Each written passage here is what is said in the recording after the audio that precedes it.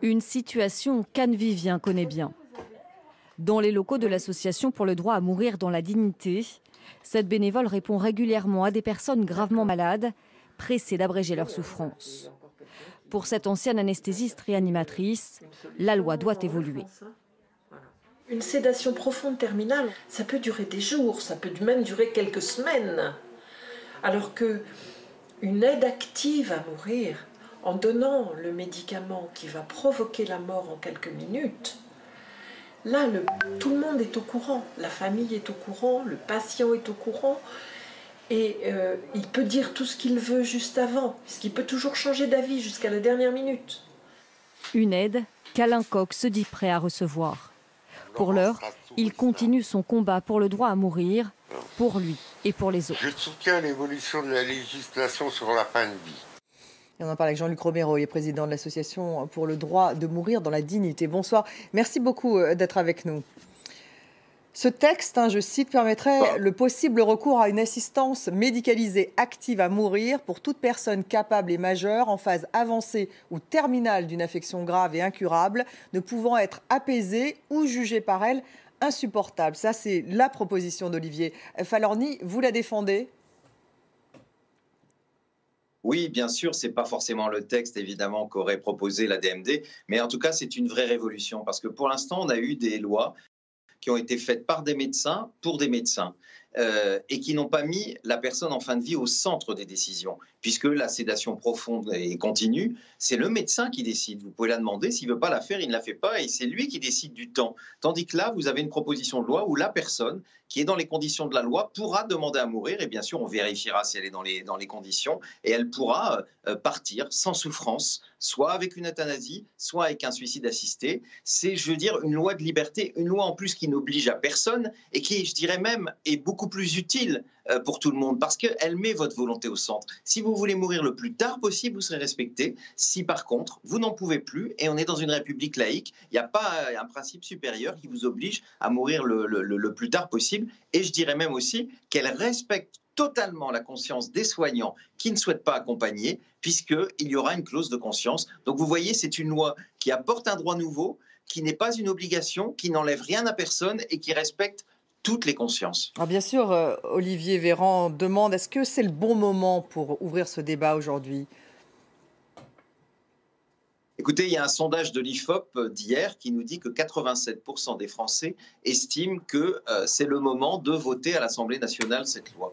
Vous savez, celles et ceux qui ont vécu le Covid, et moi j'ai vu mourir ma mère du Covid. Ces 15 derniers jours, elle a enlevé son masque et elle demandait à mourir.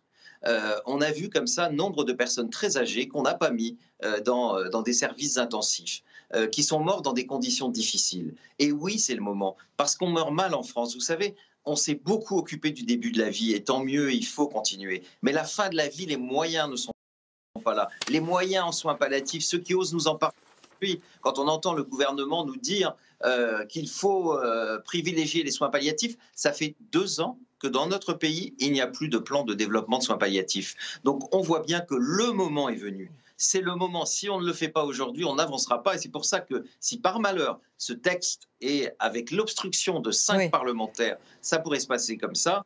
Je dis, moi j'en appelle au président de la République. Il ne peut pas accepter aujourd'hui que la volonté des parlementaires, ce qu'il vient d'y avoir, je ne sais pas si vous avez eu l'information, des premiers votes et tous les amendements de rejet de l'article numéro 1 qui permet justement la légalisation de l'euthanasie ont été rejetés par plus de 245 députés. Je crois qu'il y en a une quarantaine qui ont voté contre. Donc ça veut dire qu'aujourd'hui, il y a une majorité à l'Assemblée nationale. Il faut que le gouvernement entende. Et si cette obstruction empêche de voter le texte à minuit, eh bien le président de la République, il a 2 possibilités.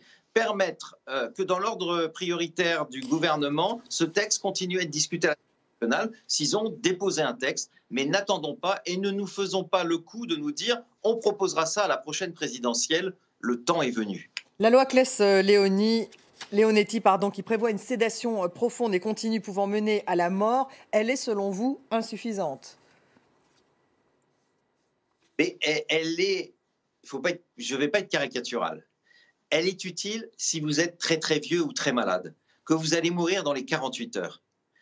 Par contre, si vous êtes jeune, si vous avez toujours été sportive, que vous avez des organes vitaux en pleine forme, ça peut durer 3 semaines. Et qu'est-ce qu'on fait? On arrête de vous alimenter, on arrête de vous hydrater. Et au bout d'un moment, ça provoque une maladie, c'est-à-dire que ça atteint vos reins. Enfin, rendez-vous compte.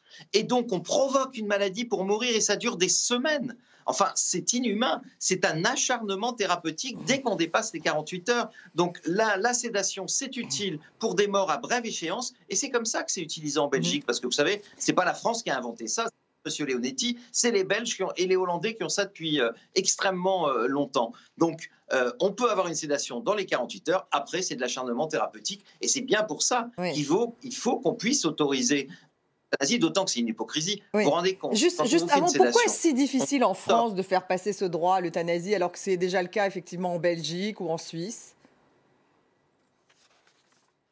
Vous savez, sur toutes les questions de société, je pouvais vous répondre. Mais là, on a eu, c'est-à-dire que jusqu'à présent, ce débat a été monopolisé par les médecins, par les grands médecins, parce que les médecins qui nous soignent et tous, ils sont favorables.